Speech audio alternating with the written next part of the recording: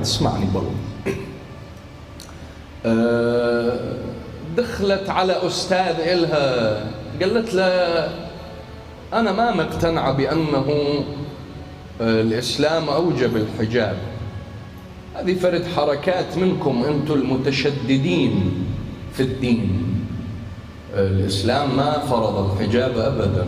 قالها عفوا بس خلي بالبداية أتعرف عليك، خلي أعرفك.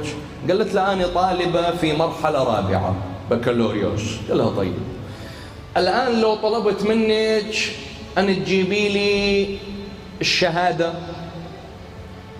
وطلبت منك أن تجيبي لي الورقة اللي بيها نتائج الامتحانات، وطلبت منك أن تجيبي لي إحصائية لمستوى النجاح الذي لديك في الجامعة، ايش راح تجيبي لي؟ قالت له أكيد راح أجيب لك الشهادة. قال لها ليش؟ قالت له لأنه الألفاظ كلها تدل على الشهادة. قال له هو هذا اللي حكاه الإسلام. قالت له مدى أفهم، بين لي. قالها الإسلام من خاطب النبي قال يا أيها النبي قل لأزواجك وبناتك ونساء المؤمنين يدنين عليهن من جلابيبهن. جلباب استخدم. بعدين من قال وليضربن بخمرهن على جيوبهن، استخدم مصطلح الخمار. بعدين قال وإذا سألتموهن متاعا فاسألوهن من وراء حجاب، استخدم لفظ الحجاب.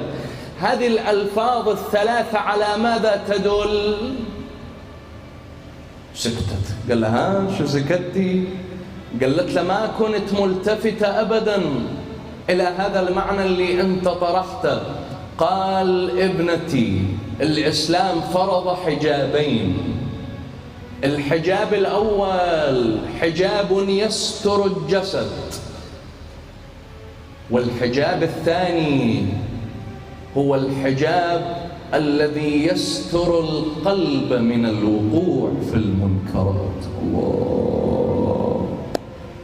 وأسماه رداء التقوى.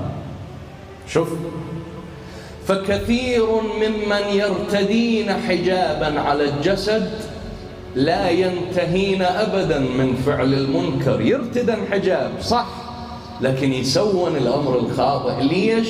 لأنه لم يرتدين لباس التقوى، حجاب اللي يمنع القلب من